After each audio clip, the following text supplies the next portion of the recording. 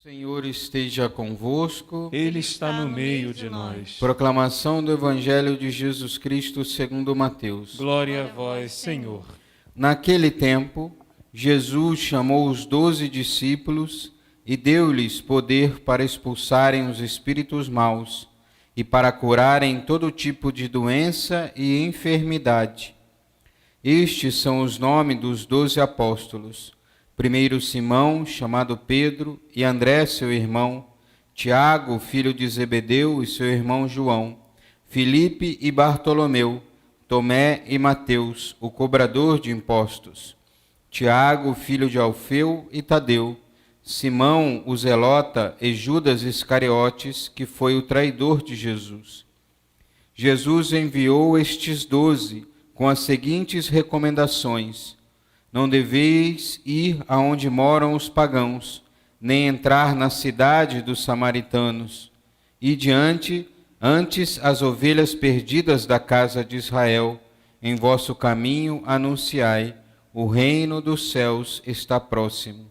Palavra da salvação. Glória a vós, Senhor. Pelo sinal da Santa Cruz, livra-nos Deus nosso Senhor dos nossos inimigos. Em nome do Pai, do Filho e do Espírito Santo. Amém. Ave Maria, cheia de graça, o Senhor é convosco. Bendita sois vós entre as mulheres, e bendito é o fruto do vosso ventre, Jesus. Santa Maria, Mãe de Deus, rogai por nós, pecadores, agora e na hora de nossa morte. Amém. Meus amados irmãos e irmãs, ao contemplarmos essas leituras de hoje, em especial o Evangelho, onde nós vemos Jesus escolher e enviar os seus discípulos, os seus 12 apóstolos. E aqui, nesse trecho do Evangelho de São Mateus, ele envia primeiramente então aos judeus. Ele diz: ide antes as ovelhas perdidas da casa de Israel. E depois, no final do Evangelho, os apóstolos vão ouvir de Jesus, né? Ide pelo mundo e pregar o Evangelho a toda criatura, né? Batizando em nome do Pai, do Filho e do Espírito Santo. Sabemos então que essa pregação de Jesus não estava apenas direcionada aos judeus, mas a todos. Todos nós somos chamados a fazer parte então da família de Deus. E hoje, ao celebrarmos também em memória de São José, nós queremos recordar esse grande patriarca, o pai adotivo de Jesus, que, claro, não recebeu propriamente das bocas de Jesus essa missão de pregar o Evangelho, mesmo porque já não estava nesta terra, neste tempo, mas viveu profundamente a vontade de Deus em sua vida, correspondendo e respondendo ao pedido de Deus. Ou seja, dos Evangelhos pouco nós ouvimos de São José, mas sempre nós ouvimos a obediência, ou seja, ao ouvir a palavra do anjo, imediatamente ele responde a esse chamado e a esse pedido de Deus, ou seja, com prontidão obedecer a palavra de Deus.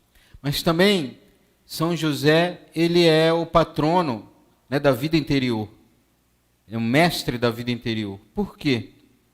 A vida interior é aquela nossa vida nossa vida de oração, nossa vida de espiritualidade, que nós vamos nos aproximando cada vez mais de Deus, nessa intimidade com a Trindade Santíssima, essa intimidade com Deus que vamos tendo a cada passo que vamos dando na nossa vida espiritual, cada vez mais chegando próximo de Deus. Ou, numa linguagem de Santa Teresa de Jesus, nós vamos caminhando nesse castelo interior, rumo ao cômodo onde está o rei. Vamos passando pelas moradas, pelos quartos, por esse castelo interior, até chegar ao centro e encontrar então com Deus. Nesse caminho de vida espiritual, o nosso mestre pode ser e deve ser São José. E a própria Santa Teresa assim o colocou como mestre de vida espiritual de todo o Carmelo. Por quê?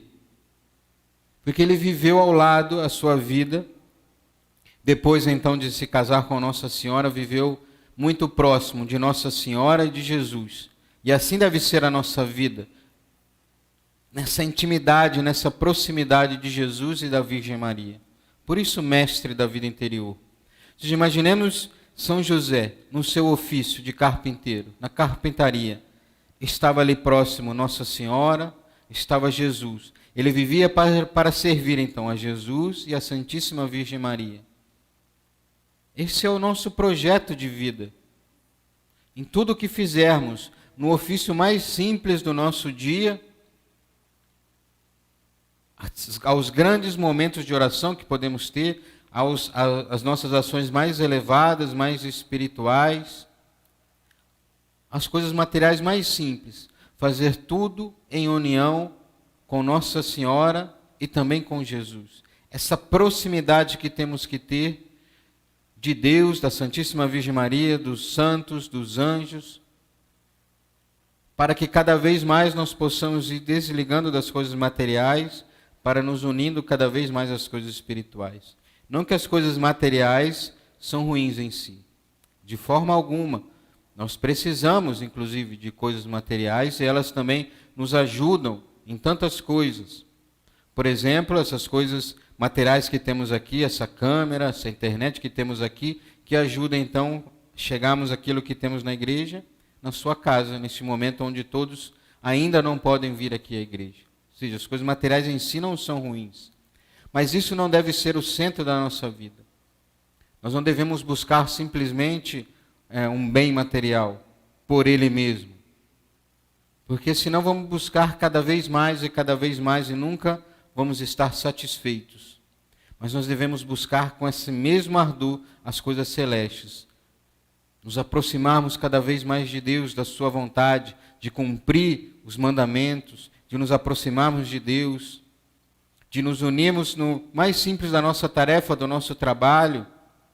Como diria a própria Santa Teresa, temos que encontrar Deus entre as panelas, dizia ela para as irmãs. Ou seja, enquanto lava a louça, enquanto cozinha, estar ali também como se Nossa Senhora estivesse com Jesus, mas eles estão ali, ou seja, eu tomo posse disso e então dialogo com eles, ofereço aquilo por eles, ofereço pelos mais necessitados, pelos doentes, pelo fim desta pandemia, ou seja, tantas coisas que podemos fazer.